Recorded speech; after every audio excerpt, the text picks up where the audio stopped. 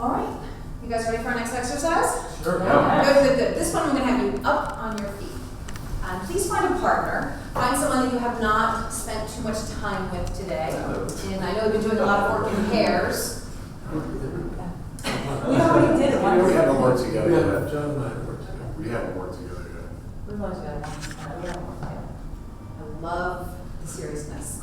Yes. Well, we can work together again. We'll work together. love it. Okay, all right. You're going to have a lot more exercises, so as long as to try. So in this exercise, I want to give you a chance to get to know each other, okay? And get to know each other in a slightly different way. And we're also looking at the role of listening, something else that we've been doing a lot of today. Here's how this exercise is going to go. First, decide who's person A and who's person B.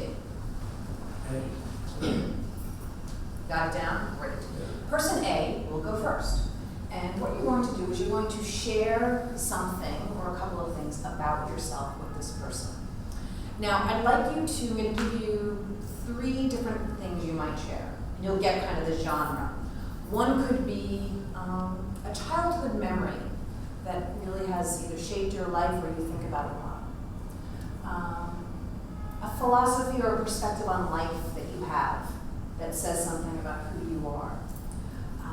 A secret that you feel in this context you could actually share with this person. I want you to share something a little bit out of the ordinary than we sometimes share at work. Okay? As person A is sharing, person B, you are doing really good listening. And if you'd like, we can hand out a couple of pieces of paper if you want to jot down some notes. Because what's going to happen is you'll switch, and then B will share something, and A will do very deep listening, maybe jot down some notes. And then I'm going to have you introduce yourself as your partner. So, Stephen, when you'll go, you'll get up and say, hello, I'm Porva Betty, and you're going to perform as Porva, and you will perform as Ryan, and you will perform as Keisha. Okay? So we are performing as the other, so it's going to require a particular kind of listening. Okay? So you got the gist of the kinds of things you can share. I'm going to give you, I'll let you know when it's time to switch, and for person B then to share. Any questions? So Richard, quickly, the 3 of them again. Childhood memory, Childhood memory, philosophy on life, philosophy, and a secret. and you don't have to share all 3. Okay. You could choose 1, you could choose 2. You could even choose something else that's kind of like one of these things, right? It's something, a dream that you have that you're hoping to realize. That could be it. Question, as a listener, if we don't really understand something, can we ask a clarifying question? You may. Okay. You may. Yeah, so this, and keep them coming out so you can ask them questions to get what you need. That's fine. Yeah. Yeah? Thank you. Sure. All right. Person A, share away. All right. You can switch.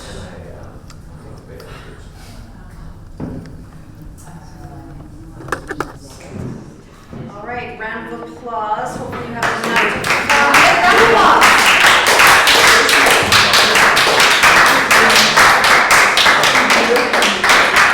All right.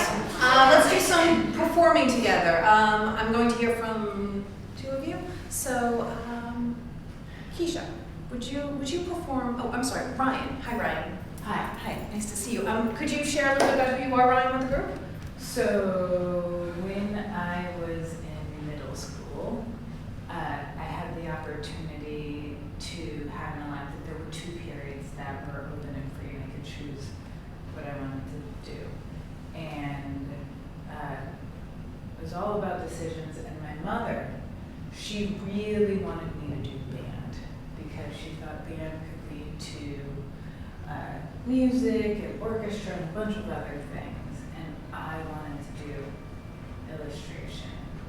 And I didn't feel like I had the courage to go against my mom. So the day of registration, we get to the room and the head of school's there, and I'm looking at him and he's in front of where we sign up to choose an elective.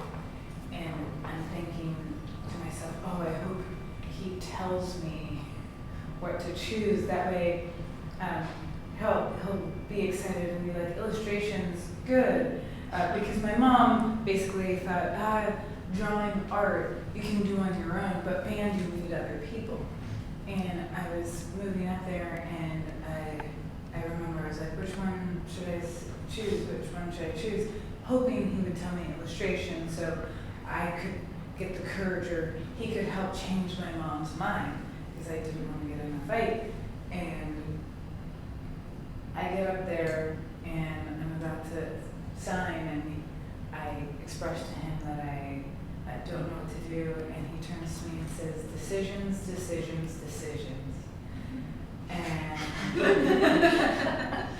I choose band, and I realized that was the moment I realized he didn't care. He didn't care what I chose, if anything at all. Thank you.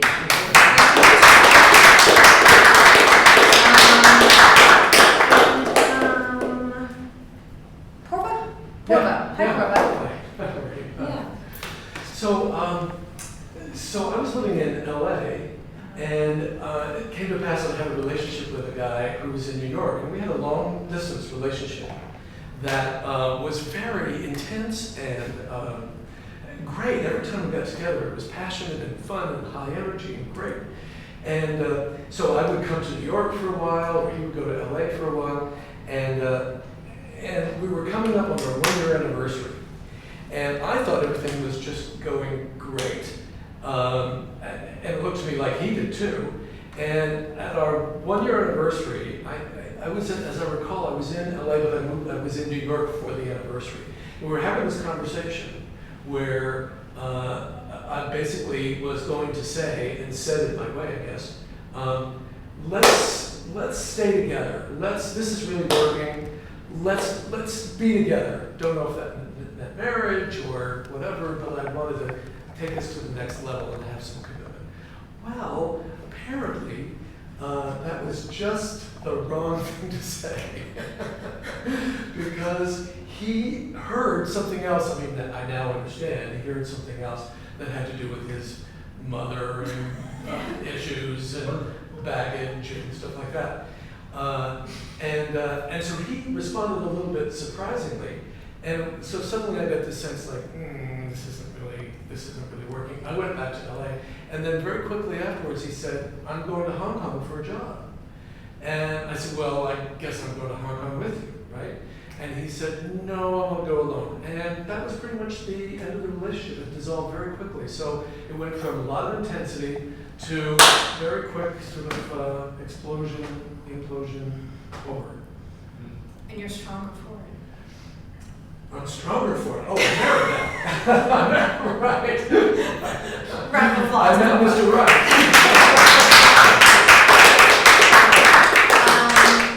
So let's talk a little bit about what this experience was like. Talk to me about, and thank you for performing. What was it like to listen?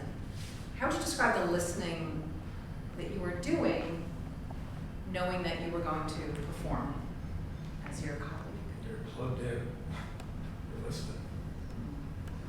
I was probably more in tune with the way Keisha was telling the story, her body language and her voice and some of the gestures, because I knew I was going to have to sort of play her than I would have been otherwise. I would have maybe just been listening to the words. The story. What else did you notice? You see you see the look in their eye when they're not looking at you, and they're revisiting that moment of that world, that time, and you see their emotion, their face sort of change, and the emotion take over. They're reliving that moment. So you were definitely there. She was talking about she didn't want to move as a child. She was clinging to her dining room table as the movers grabbed her, pulled her off of it, and she didn't want to leave. And I could see the look in her eye. She was like watching this, movie of her life, and she was seeing that image of herself. So I'm listening to you all talk about, this is my language, what I'm hearing is how much you were working to be with the person. That you were important to be with them, which is, I think, different than, as you're saying, listening to what somebody says. Yeah. So listening in a way that you're with somebody is a different performance than listening to what they say. And that's an invitation that we want to make to you as leaders. What does it mean to do listening that conveys, I'm with you? What can be hard about that kind of listening at work? It's too personal, such as that story. It just feels like you're giving too much away in a work environment specifically. So one thing I want to talk about is the performance of the listening that you could do. You don't necessarily have to, I'm not advocating that you have to ask these personal questions at work. I still think probably what you're saying may feel true for you. If you were to listen this deeply, does that feel too personal? Listening deeply does not feel too personal. I feel like I couldn't go any closer and it feels fine. Okay. It's the sharing. Okay. Well, that's also something interesting to talk about as we continue to work together, right? The rules that we've decided around what we can share and what we can't share. Mathilde made some reference to that, and I think we want to unpack that a little bit more. What else does this kind of listening have to do with leadership? It feels like in that moment I was being valued, like by somebody, and it didn't feel like all the other distractions, of which there are many, came into play in that moment. So you could experience him really paying attention to you, right? And vice versa, that Yeah. I quieted down the laundry list of things I should be doing and was like, this is what I should be doing. Nice. So when I hear you say that, where I go is listening is a performance. It's a choice. Like you made a very deliberate choice. It was like, I'm gonna turn off and I'm gonna breathe in whatever way I have to breathe. I'm gonna look in his eyes. I'm gonna pay attention to his body language. I'm gonna let myself get lost in her story. Holding on. And that takes a particular kind of effort because of life. Last question I have for you is, what was it like to be the other person? And what was it like to watch someone else be you? What was it like for Stephen to convey you?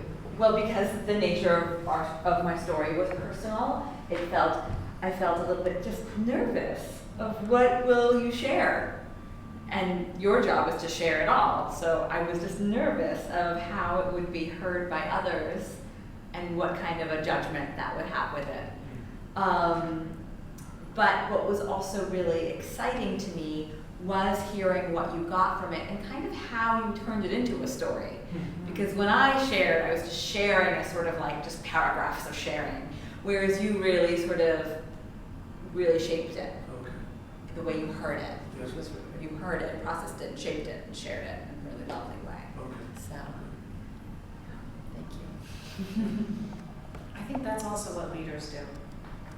I think leaders listen in a way, and then you probably, in each of your telling, added something that who knows if it was what really happened or how someone really felt, but your telling, you put you into it.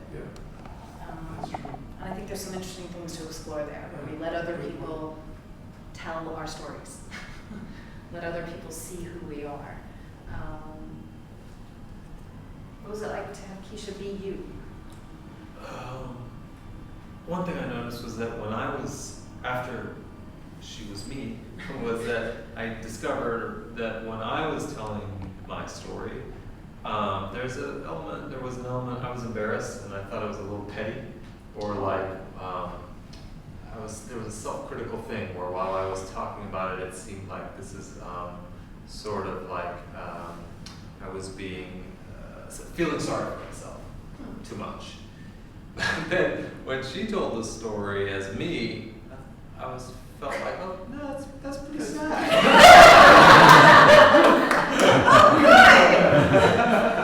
Yeah. Thank you. Yeah. Free there. I think good leaders give back to people who they are. And I think that's what it sounds like Keisha did. And I think what you just said goes on for everyone like 1,000 times a day. Like we make a move and we're like, oh gosh, And then someone else can say, I don't know, a leader can give you something. And I just feel like you just gave Ryan something. Didn't sound petty to us either. No. So pretty profound. It was like a pretty big decision, like the Yeah. first time being faced with a big decision. Mhm. Like, do you listen to the boss or not? Mhm. Those are tough things, so, thank you all.